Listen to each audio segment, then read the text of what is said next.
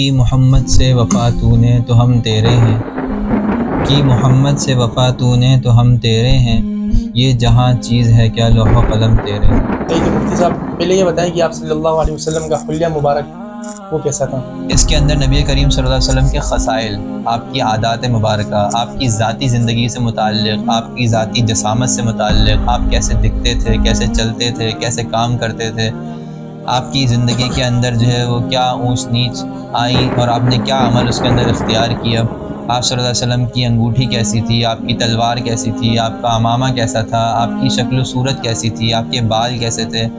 ایک ایک جسم کا حصہ صحابہ کرام رضی اللہ تعالیٰ عنہم نے محفوظ کیا۔ بلکہ ایسا بھی ہوا، بعض اوقات فرماتے ہیں کہ اللہ کے رسول نے مجھے ایک کام سے کہا، میں نے کہا ابھی کرتا ہوں، میں باہر جا کے کھیل کود میں لگ گیا، اور پھر اتنے میں اللہ کے رسول آئے اور آ کے میری گردن سے ہلکا سا یہاں سے پکڑا اور کہا کہ یا انیس، یعنی کہ انس کو انیس کر دیا نہ، یا انیس تمہیں ایک کام کہا تھا، تو اللہ کے رسول سے میں نے کہا اللہ کے رسول بس جا رہا ہوں، یعنی مجھے نہ مارا نہ ڈانٹا، کہ میں نے 3 دفعہ 2 دفعہ وہ کام مجھے کہا، میں نے اس کے باوجود بھی نہیں کیا، کہ اذا مشى تکفأ کانما ينحط من صبب، کہ اللہ کے رسول اس طرح چلا کرتے تھے کہ گویا کہ ایک اوپر کی سائڈ سے نیچے کی طرف آ رہے ہوں، جیسے کہ آدمی پہاڑ سے نیچے اتر رہا ہوتا ہے تو پاؤں بڑا جما کے رکھتا ہے، کیونکہ اگر وہ ہلکا پاؤں رکھے گا تو فوراً پھسل جائے گا۔ اور بعض حضرات یہ کہتے ہیں کہ اللہ کے رسول کی اس تعبیر کو جو بیان کیا گیا اس لیے بیان کیا گیا کہ اللہ کے رسول تیز چلا کرتے تھے۔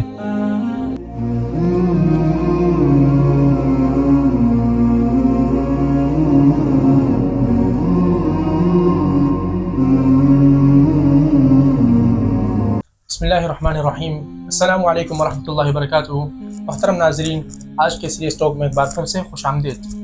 ویسے تو ہم بہت سی شخصیات کا تذکرہ کرتے ہیں، کیوں نہ آج ایسی شخصیت کا تذکرہ ہو جنہوں نے اپنی پوری زندگی انسانیت کے لیے وقف کر دی، جن کی دعائیں اس امت کے لیے تھیں اور راتوں کا جاگنا اس امت کے لیے تھا، اور اسی امت کی بھلائی کی خاطر ان کے آنسو بہتے تھے۔ وہ ہے آپ صلی اللہ علیہ وسلم کی عظیم اور بے مثالی شخصیت۔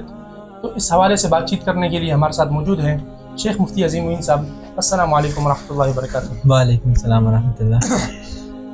مفتی صاحب، بہت اچھا موضوع ہے، پیارا موضوع ہے، اور ربیع الاول کا بابرکت مہینہ ہے، تو سب سے پہلے یہ بتائیں کہ آپ صلی اللہ علیہ وسلم کی محبت ایمان کا لازمی حصہ کیوں ہے، کیوں ضروری ہے،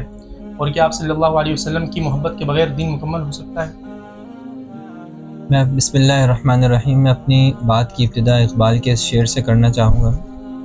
کہ محمد سے وفا تو نے تو ہم تیرے ہیں، کہ محمد سے وفا تو نے تو ہم تیرے ہیں، یہ جہاں چیز ہے کیا لوح و قلم تیرے ہیں۔ اس ذات گرامی کے بارے میں کوئی کیا کہہ سکتا ہے جس کے بارے میں خالق خود فرمائے لولاک لما خلقت الافلاک، کہ اے نبی اگر آپ نہ ہوتے تو شاید یہ افلاک، یہ چرند پرند، یہ آسمان و زمین اور یہ کائنات کے پیدا کرنے کی بھی ضرورت نہیں۔ یہی وجہ ہے کہ بعض حضرات نے اس حدیث کی روشنی میں آپ کو سبب وجود کائنات کے لقب سے نوازا ہے۔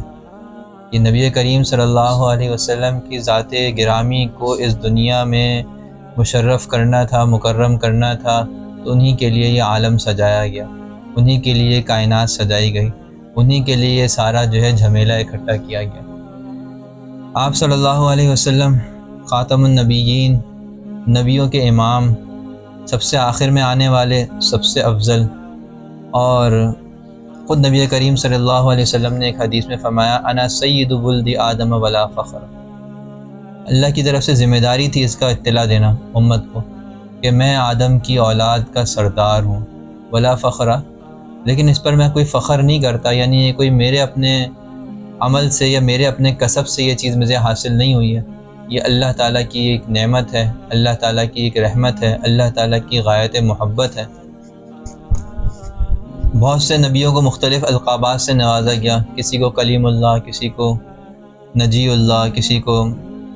روح اللہ سے تعبیر کیا گیا، اللہ کے رسول کو حبیب اللہ کہا گیا، اللہ کا محبوب۔ تو جس سے اللہ کی ذات محبت کرتی ہو، اللہ کے رسول، فرشتے، ملائک، چرند پرند، کائنات کی ہر چیز، جانور جس سے محبت کرتے ہوں، تو وہ کیسے انسان کا محبوب نہیں ہو سکتا۔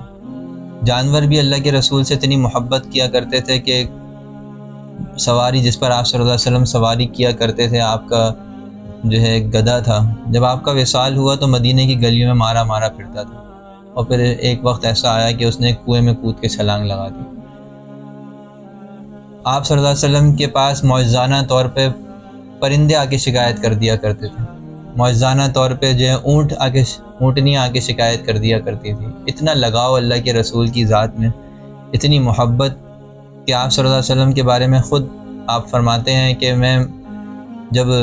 ہجرت سے پہلے مکہ مکرمہ میں چلتا تھا پھرتا تھا تو مجھے وہ درخت اور پتھر بھی یاد ہیں جو مجھے سجدہ کیا، جو مجھے صلاۃ و سلام پڑھا کرتے تھے، مجھے سلام کیا کرتے تھے، آپ سے محبت کا اظہار کیا کرتے تھے۔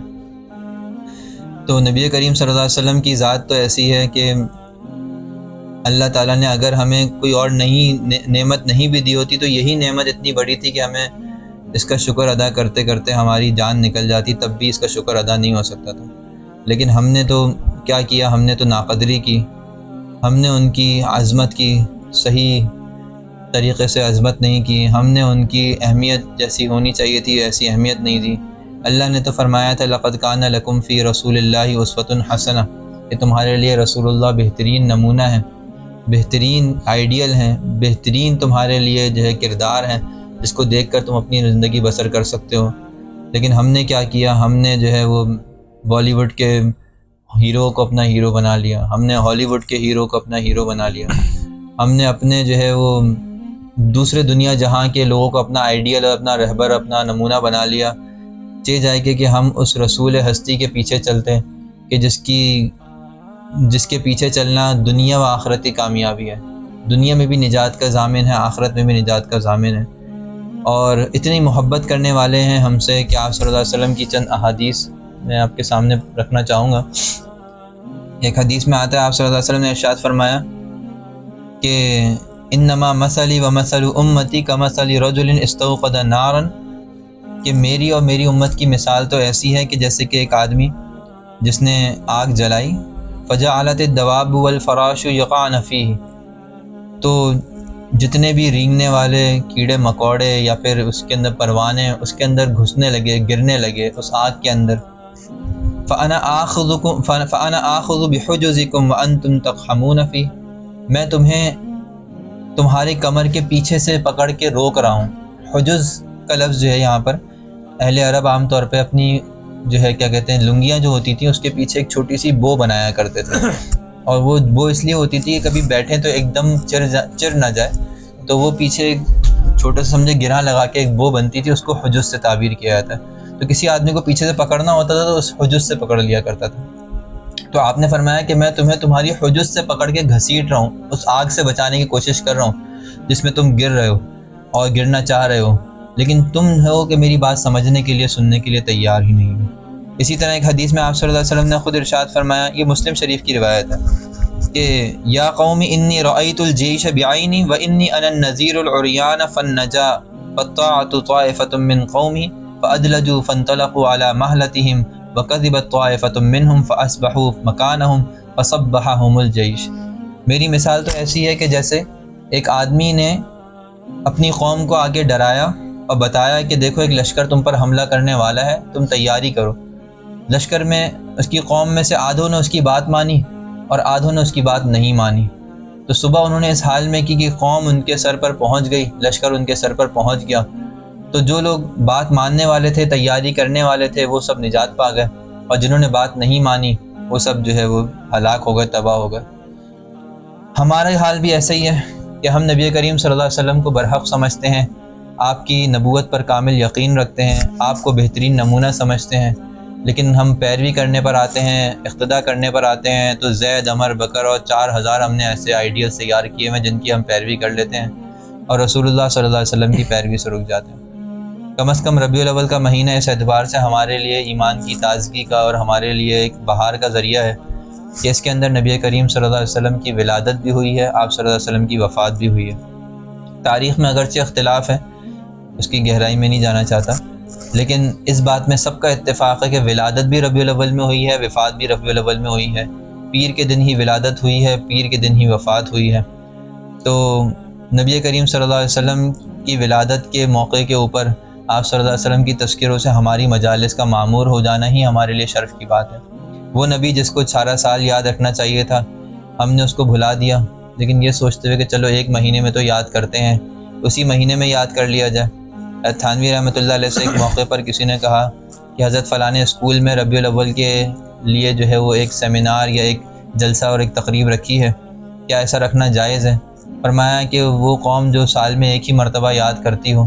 یہ بھی اس کے لیے غنیمت ہے کہ وہ کر لیں اس کو یاد۔ تو ہونا تو یہی چاہیے کہ ہم سارا سال ہی نبی کریم صلی اللہ علیہ وسلم کی سنت کو، سیرت کو اپنے سامنے رکھیں۔ آپ صلی اللہ علیہ وسلم ہی ہمارے لیے اس دنیا میں بھی نجات کا باعث ہیں، پھر آگے قبر حشر کی منازل میں ہمارے رہبر ہیں، رہنما ہیں۔ اللہ تعالی ہمیں قیامت کے دن ان کے لواء کے تحت اٹھائے اور انہی کے تحت جو ہے وہ ہمارا حشر فرمائے اور انہی کے ساتھ جنت الفردوس میں داخلہ فرمائے۔ باقی آج کی ہماری نشست کا جو موضوع ہے وہ یہ ہے کہ ہم عام طور پہ آپ صلی اللہ علیہ وسلم کے واقعات، حالات، آپ صلی اللہ علیہ وسلم کے غزوات اور سرایا کے بارے میں کافی تفاصیل پڑھتے رہتے ہیں، سنتے رہتے ہیں۔ احکام سے متعلق حج، زکوٰۃ، روزہ، احادیث ہم سنتے رہتے ہیں، پڑھتے رہتے ہیں، لیکن نبی کریم صلی اللہ علیہ وسلم کے اپنا ذاتی تشخص، آپ کی پرسنالٹی، آپ صلی اللہ علیہ وسلم کا ایٹیٹیوڈ، آپ کی عادات مبارکہ، آپ صلی اللہ علیہ وسلم کے اخلاق، آپ صلی اللہ علیہ وسلم کے گھر کی اندرونی زندگی کے کس طرح گزارا کرتے تھے، تو انشاءاللہ آج ہم اس کے اوپر تھوڑا سا روشنی ڈالیں گے۔ صحیح۔ تو مفتی صاحب پہلے یہ بتائیں کہ آپ صلی اللہ علیہ وسلم کا حلیہ مبارک وہ کیسا تھا؟ نبی کریم صلی اللہ علیہ وسلم کے حلیہ مبارک کے لیے میں شمائل ترمذی آپ جانتے ہیں، امام ترمذی رحمۃ اللہ علیہ جو صحاح کے ہماری 6 کتابیں ہیں بڑی، ان میں سے ایک کتاب ہے ترمذی شریف، اور انہی کے صاحب کتاب نے ایک کتاب لکھی ہے شمائل ترمذی، جو ترمذی شریف کے آخر میں ہی مل جاتی ہے ہمیں،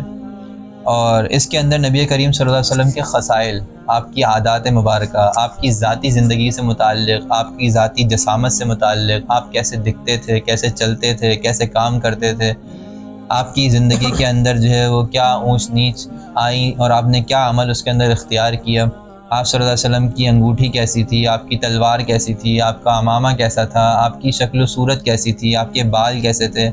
ایک ایک جسم کا حصہ صحابہ کرام رضی اللہ تعالیٰ عنہم نے محفوظ کیا اور اس کو جو ہے وہ شمائل کی کتابوں میں لکھ کر ہمارے سامنے پیش کیا۔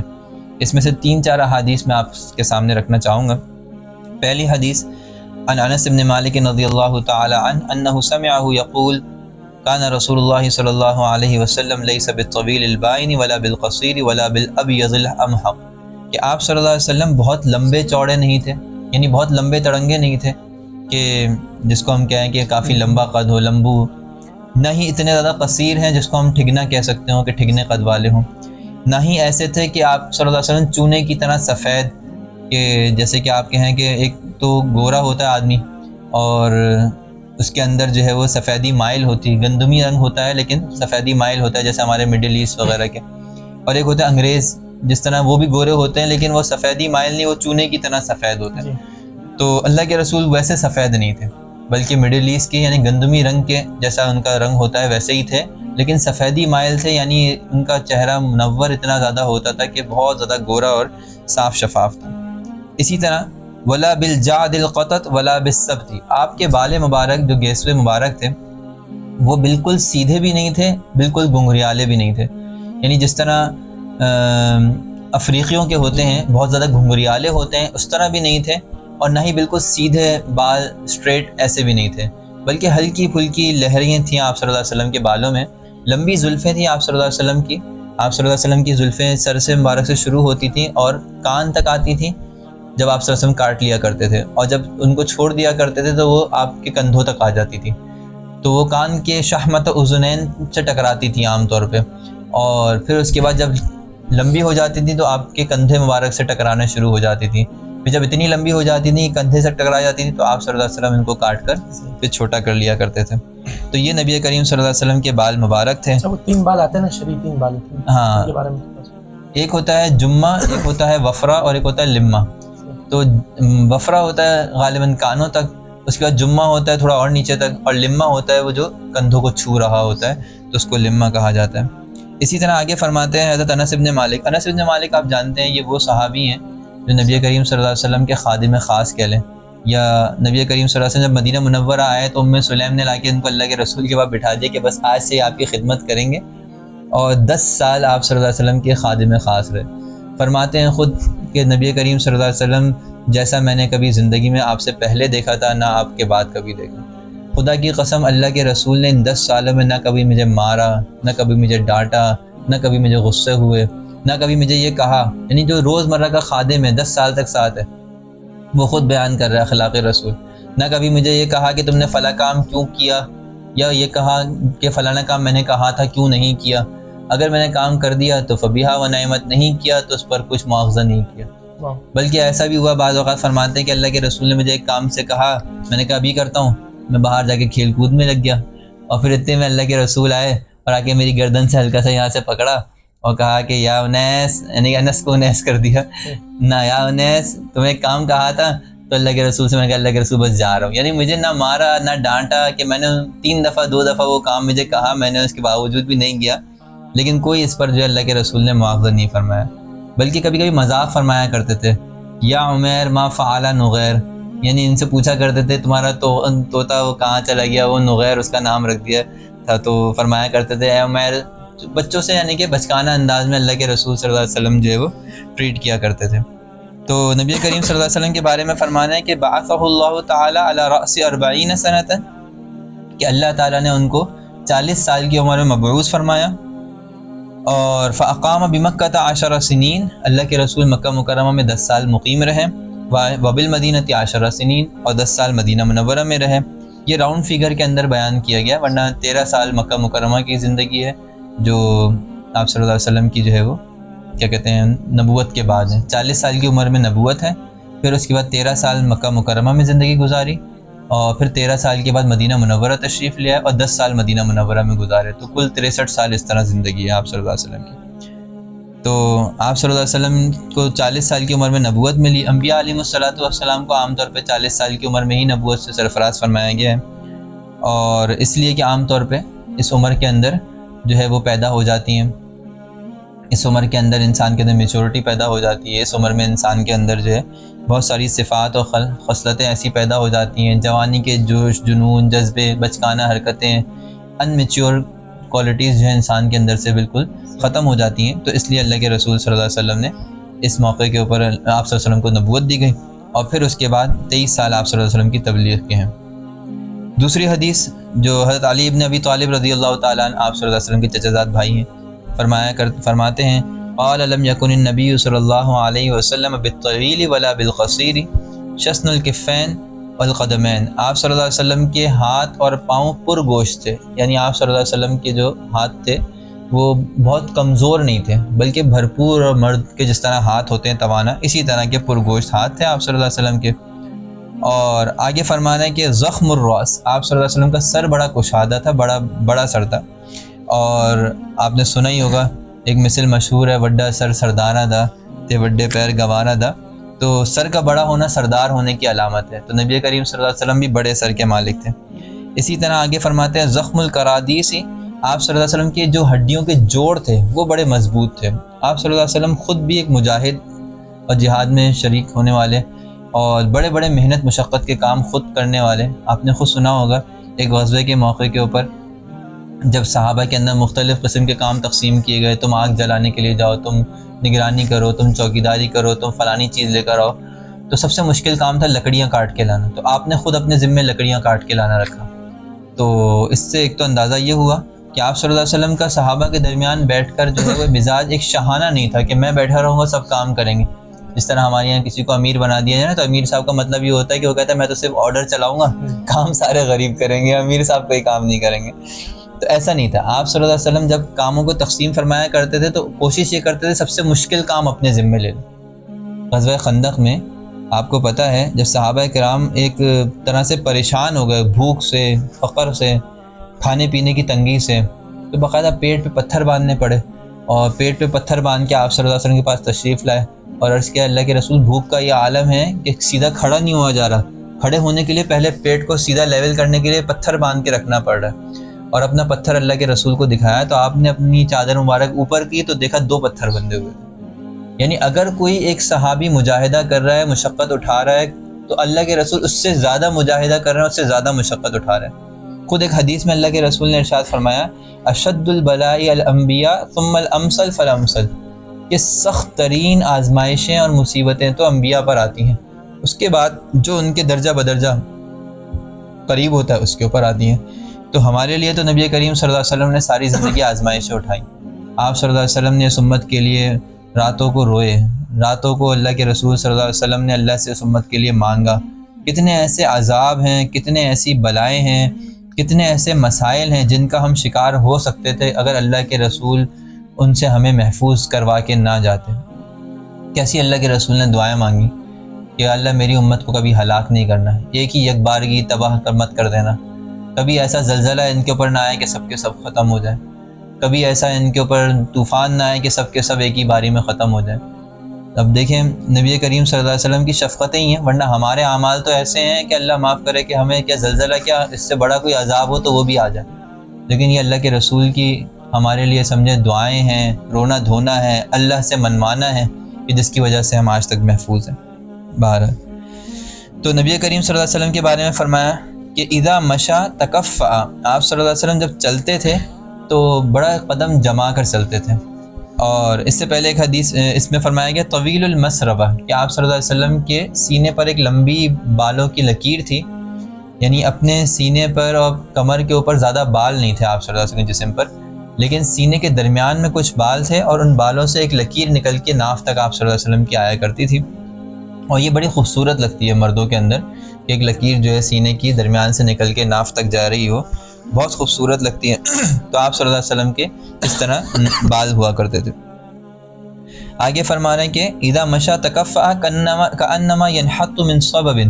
کہ اللہ کے رسول اس طرح چلا کرتے تھے کہ گویا کہ ایک اوپر کی سائڈ سے نیچے کی طرف آ رہے ہوں، جیسے ایک آدمی پہاڑ سے نیچے اتر رہا ہوتا ہے تو پاؤں بڑا جما کے رکھتا ہے، کیونکہ اگر وہ ہلکا پاؤں رکھے گا تو فوراً پھسل جائے گا۔ اور بعض حضرات یہ کہتے ہیں کہ اللہ کے رسول کی اس تعبیر کو جو بیان کیا گیا اس لیے بیان کیا گیا کہ اللہ کے رسول تیز چلا کرتے تھے، تو تیز چلنے والا بھی ایسے ہی پاؤں کو اٹھاتا ہے جلدی اور نیچے رکھتا ہے۔ تو دونوں ہی چیزیں سنت ہیں، سست چلنا، مریضوں کی طرح چلنا، لاغر آدمی کی طرح چلنا، یہ کوئی پسندیدہ نہیں ہے۔ چال کے اندر انسان کی بھرپور توانی ہو، مضبوطی ہو۔ مفتی صاحب میں انشاءاللہ کبھی ایک ویڈیو اس طرح شوٹ کریں گے جس میں آپ اس مطابق بہت خوشی ہوگی مجھے انشاءاللہ، اس طرح میرا دل چاہتا ہے۔ میری ایک عادت بھی یہ تھی کہ جب میں پڑھاتا تھا خامسہ کے اندر ہدایہ، تو وہاں پر جو ہے تمام طلبہ سے نماز ایک دفعہ ضرور وہاں پہ ادا کرواتا تھا، تاکہ اس میں پتہ چل جائے کہ نماز کے اندر رفع یدین کیسے کرنا ہے، ہاتھ کہاں باندھنے ہیں، رکوع کیسا کرنا ہے، کمر کتنی سیدھی رکھنی ہے، رکوع کے بعد قومے میں کتنی دیر کھڑا ہونا ہے، سجدے میں جانا ہے تو کس طریقے سے سنت کے مطابق جانا ہے۔ تو بڑی میرا اس میں کوشش یہ ہوتی تھی کہ ہر طالب علم سے ایک دفعہ مکمل نماز ادا کرواؤں،